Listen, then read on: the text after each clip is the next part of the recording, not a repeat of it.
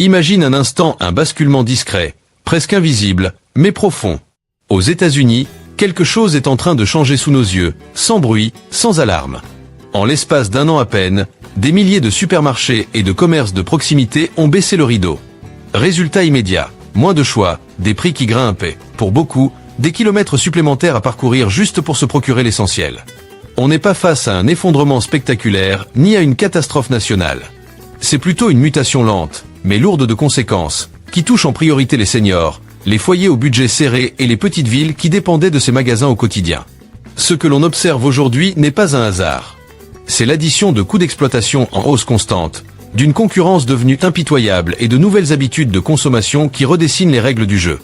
Derrière chaque fermeture, il y a un récit unique, un enchaînement de décisions et de contraintes qui raconte comment le commerce de détail américain est en train de se réinventer, parfois au prix fort. Dans cette vidéo, on va passer en revue 10 chaînes de supermarchés récemment frappées par la faillite, et surtout décortiquer les vraies raisons de leur chute. L'objectif n'est pas de faire peur ni de pointer du doigt, mais de comprendre, avec recul, ce qui se passe et ce que ce nouveau paysage nous apprend. Commençons par le numéro 10, Fresh et Easy. Lorsqu'une marque puissante débarque sur un nouveau marché en pensant avoir toutes les réponses, la réalité finit souvent par la rattraper. C'est exactement ce qui est arrivé à cette enseigne britannique, convaincue de pouvoir réinventer la façon dont les Américains font leurs courses. Le concept était clair, un supermarché ultramoderne, silencieux, presque clinique, où l'efficacité primait sur tout le reste. Sur le papier, c'était séduisant. Dans la vraie vie, beaucoup moins. Aux États-Unis, faire ses courses n'est pas qu'un acte pratique. C'est aussi un moment social. On compare, on touche les produits, on prend son temps, on échange quelques mots.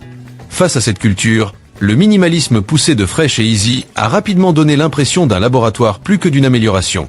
Certes, tout était pensé pour aller vite. Plats préparés, prix affichés sans ambiguïté, technologie pour limiter les interactions. Mais en Californie, au Nevada ou en Arizona, de nombreux clients ont senti un décalage.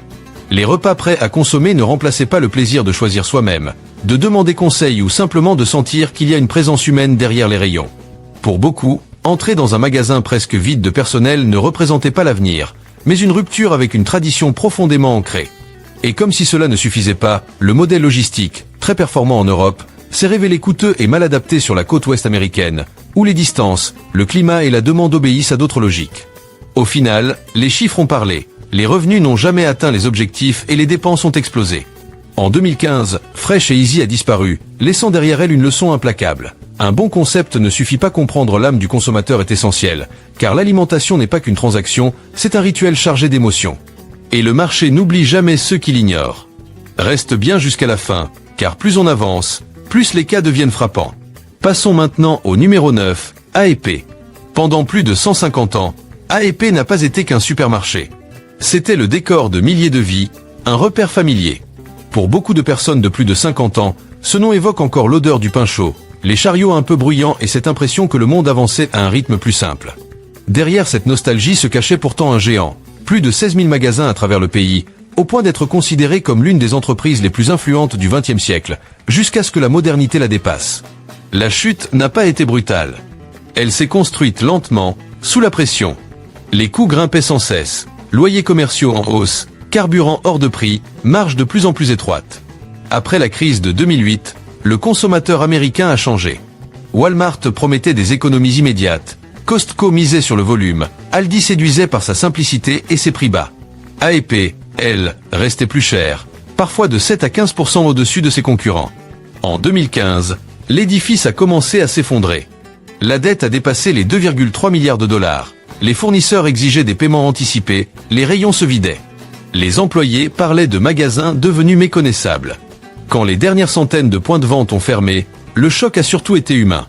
Des quartiers entiers se sont retrouvés sans accès proche à l'alimentation, forçant les plus âgés à parcourir de longues distances. A&P n'a pas disparu dans un scandale, mais dans un silence progressif. Une enseigne qui s'éteint lentement, jusqu'au jour où l'on réalise qu'elle ne reviendra plus. Et la question qu'elle laisse derrière elle est dérangeante. Si un empire aussi ancien n'a pas su suivre le rythme du changement, qui peut réellement se dire à l'abri aujourd'hui? Numéro 8. Dominiques. Parfois, l'absence parle plus fort que n'importe quel communiqué. À Chicago, des milliers de familles ont un jour compris qu'un pilier de leur quotidien avait disparu, simplement en passant devant un bâtiment sombre. Pour ceux qui ont grandi entre les années 70 et 90, ces magasins faisaient partie de la vie. Les longues allées, l'odeur du pain, les discussions improvisées avec des voisins. C'était bien plus qu'un commerce, c'était un lieu de rencontre. Pendant des décennies, Dominiquès a servi de lien entre des communautés diverses, italiennes, polonaises, irlandaises, latines. Chacun y retrouvait des produits, des saveurs et un sentiment d'appartenance.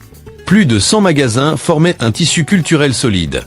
Mais à la fin des années 90, lorsqu'une grande entreprise a racheté la chaîne pour la standardiser, l'équilibre s'est fissuré. Moins de produits locaux, moins de personnel, une identité diluée. Peu à peu, l'âme s'est éteinte. Les parkings se sont vidés, les allées sont devenues silencieuses. En quelques années, une tradition presque centenaire s'est évanouie. Ce que beaucoup ont perdu ce jour-là, ce n'était pas qu'un supermarché, mais un fragment de l'identité du quartier, avec ses souvenirs et ses habitudes. Numéro 7. Family Dollar. Certaines enseignes tombent à cause de mauvais choix financiers. D'autres à cause d'une concurrence féroce. Pour Family Dollar, l'histoire est presque irréelle. En 2022, une inspection fédérale a révélé des conditions sanitaires catastrophiques dans un centre de distribution de l'Arkansas. Infestation de rongeurs, contamination, négligence accumulée sur des années. La décision a été immédiate. Plus de 400 magasins fermés. Un choc historique pour une chaîne de discount. Mais ce scandale n'a fait que mettre en lumière des problèmes déjà bien installés. Coûts en hausse, logistique défaillante, concurrence agressive. Quelques mois plus tard, près de 400 autres magasins ont fermé à leur tour. Et pour des millions de familles modestes, la perte a été immense. Family Dollar n'était pas un simple point de vente. C'était un filet de sécurité, un endroit où l'on pouvait étirer un budget, acheter des médicaments abordables ou trouver l'essentiel dans des zones sans grande surface. Quand ces magasins ont disparu, ce sont des communautés entières qui se sont retrouvées isolées. Ce n'était pas une crise de clientèle, mais une crise qui a frappé directement ceux qui avaient le moins d'options. Alors la question mérite d'être posée, surtout dans les quartiers où Family Dollar et Dollar Général coexistent. Laquelle de ces enseignes sert réellement le mieux la communauté? Ton expérience, ton vécu, valent parfois bien plus que n'importe quel titre national. Et reste bien jusqu'à la dernière seconde, parce que le supermarché qui arrive en tête de ce classement risque de te surprendre. On continue avec le supermarché numéro 6, Marsh. Pendant des années, dans de nombreuses villes de l'Indiana et de l'Ohio, Marsh n'était pas simplement un endroit où acheter du pain ou du lait. C'était un lieu de vie. On s'y saluait le matin, les jeunes y décrochaient leur premier emploi, et les familles perpétuaient des habitudes transmises de génération en génération. Marsh, c'était ce genre de commerce si ancré dans le quotidien qu'on oublie presque à quel point il est essentiel. Mais cette proximité a commencé à se fissurer lorsque l'enseigne est passée sous le contrôle de nouveaux dirigeants qui ne voyaient plus qu'une suite de chiffres et de graphiques. Progressivement, les coupes budgétaires ont transformé l'expérience. Moins de caissiers, des produits frais remplacés par des options moins chères, des fournisseurs changés sans ménagement, et la disparition de ces petites attentions qui faisaient se sentir respecter les clients fidèles, notamment les plus âgés. L'atmosphère chaleureuse s'est éteinte, et avec elle, la confiance. Les magasins se sont peu à peu vidés. Les allées sont devenues silencieuses, les rayons ont perdu leur éclat, et les communautés ont vu disparaître un lieu auquel elles étaient profondément attachées.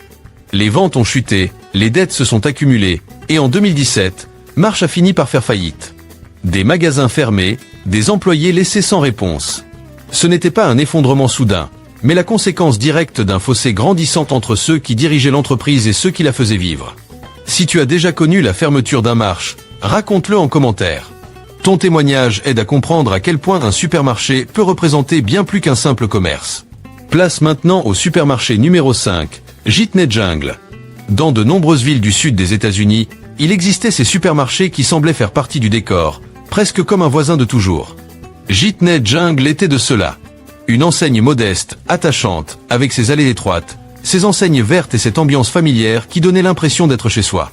En Mississippi et en Alabama, des milliers de familles y faisaient leurs courses depuis des générations. Mais pendant que les clients gardaient cette image chaleureuse, une autre réalité se construisait en coulisses.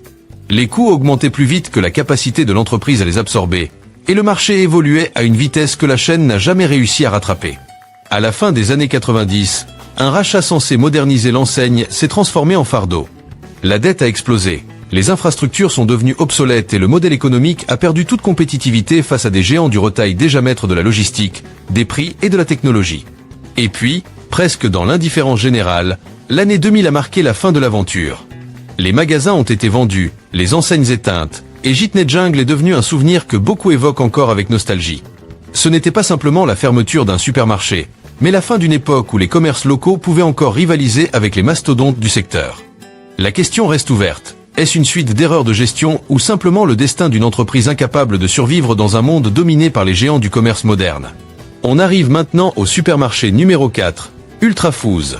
Pendant longtemps, Ultra Foods a occupé une place particulière dans le quotidien de milliers de familles travailleuses de l'Indiana et de l'Illinois. C'était ce genre de magasin où l'on avait vraiment l'impression que chaque dollar comptait. Les chariots se remplissaient facilement, les prix restaient bas et, l'espace d'un instant, la vie semblait un peu moins compliquée. Leurs recettes paraissaient infaillibles, des marges très serrées, une rotation rapide des produits et un flux constant de clients venus chercher des économies. Mais ironiquement, ce qui avait fait leur succès s'est aussi transformé en talon d'Achille. Tant que l'environnement économique restait stable, le modèle tenait. Puis, à partir de 2014, tout a commencé à coûter plus cher aux États-Unis. Carburant, transport, salaire, matières premières. Ultra Foods s'est retrouvé coincé. Augmenter les prix, c'était risquer de perdre sa clientèle fidèle. Les maintenir, c'était absorber des hausses impossibles à encaisser. Pendant ce temps, des géants comme Walmart, Aldi ou Meijer avançaient avec des structures plus solides, des réseaux logistiques ultra optimisés et une capacité d'adaptation bien supérieure. En 2017, sans bruit ni scandale, les lumières se sont éteintes. Ultra Foods a disparu discrètement, laissant derrière elle un constat dérangeant. Même les enseignes les plus appréciées peuvent tomber lorsque les coûts progressent plus vite que leur capacité à évoluer. Et dans un contexte d'inflation durable, une question s'impose. Quel modèle de supermarché peut réellement survivre aujourd'hui? Les mégacentres, les discountés extrêmes ou une formule encore inconnue? Accroche-toi, car les trois suivants vont encore plus te surprendre. Passons au supermarché numéro 3, Carter's Foods. Dans certaines villes paisibles du Michigan, Carter's Foods n'était pas simplement un endroit où faire ses courses. C'était un véritable point de rencontre. On entrait pour acheter du pain et on ressortait avec des nouvelles du voisinage, une idée de recette et ce sentiment rare d'appartenir à une communauté où tout le monde se connaît. Pendant des décennies, ces magasins ont soutenu la vie quotidienne du Midwest, dans des régions où la confiance entre voisins compte autant que la météo. Mais cet équilibre fragile a commencé à vaciller lorsque le marché a évolué plus vite que l'enseigne ne pouvait suivre. D'abord, la pression des prix bas s'est imposée comme une vague impossible à arrêter. De grandes chaînes ont débarqué avec des opérations massives, une logistique ultra performante et une puissance financière hors de portée. Pour les consommateurs, c'était synonyme d'économies immédiates. Pour Carter's, c'était une lutte permanente, chaque dollar gagné devenant un combat. Le coût final est arrivé avec la multiplication des hypermarchés, capables de proposer sous un même toit alimentation, pharmacie, vêtements et produits du quotidien. Pour une chaîne régionale, rivaliser avec une telle échelle relevait de l'impossible. Lorsque Carter's a disparu, le vide a été bien réel. Des personnes âgées contraintes de parcourir plus de distance, des familles privées d'une option abordable et des communautés qui ont perdu un lieu profondément ancré dans leur identité. Aujourd'hui encore, beaucoup se demandent si Carter's aurait pu survivre dans un marché moins dominé par les géants, ou si sa fin était inévitable. On arrive maintenant au supermarché numéro 2, Walgreens. Pendant des décennies, Walgreens a été bien plus qu'une simple pharmacie. Pour des millions d'Américains, surtout dans les quartiers urbains et les petites villes, c'était un repère du quotidien. On y allait pour des médicaments, bien sûr, mais aussi pour des produits de base, des articles de dépannage, parfois même pour discuter quelques minutes avec un employé que l'on connaissait depuis des années. Walgreens faisait partie du décor, presque invisible tant sa présence semblait acquise. Mais cette stabilité apparente cachait une fragilité grandissante. Alors que le marché évoluait rapidement, Walgreens est resté coincé entre deux mondes. D'un côté, les géants du retail capables de vendre moins cher grâce à des volumes colossaux. De l'autre, les pharmacies en ligne et les services de livraison qui promettaient rapidité et simplicité. Pris en étau, le modèle traditionnel de Walgreens a commencé à montrer ses limites. Les coûts d'exploitation ont explosé, loyers élevés dans les centres-villes, hausse des salaires, sécurité renforcée face à l'augmentation des vols et marge de plus en plus faible sur les médicaments. En parallèle, les clients modifiaient leurs habitudes, achetant davantage en ligne ou regroupant leurs achats dans de grands supercentres. Résultat, de nombreux magasins sont devenus difficiles à rentabiliser. À partir de 2023, la direction a commencé à fermer des centaines de points de vente jugés non stratégiques. Officiellement, il s'agissait d'une réorganisation. Sur le terrain, c'était souvent vécu comme un abandon. Des quartiers entiers ont perdu leur pharmacie de proximité. Des personnes âgées, des malades chroniques et des familles sans moyens de transport se sont retrouvés contraints de parcourir plus de distance simplement pour accéder à leur traitement. Walgreens ne s'est pas effondré par manque de clients, mais par incapacité à faire évoluer assez vite un modèle pensé pour un autre temps. Et cela soulève une question essentielle. Dans une société qui vieillit et qui dépend toujours plus des soins de proximité, Peut-on vraiment se permettre de transformer les pharmacies en simples lignes comptables? Si Walgreens a fermé près de chez toi, ton témoignage compte. Parce qu'au-delà des chiffres, ces fermetures racontent une réalité bien plus humaine. Et maintenant, accroche-toi, car le numéro 1 va encore plus loin dans cette transformation silencieuse que peu de gens voient venir. Numéro 1, Walmart. On associe souvent Walmart à la puissance, à la stabilité, presque à l'idée qu'un tel géant ne peut pas vaciller. Et pourtant, même les mastodontes ne sont pas à l'abri de secousses profondes.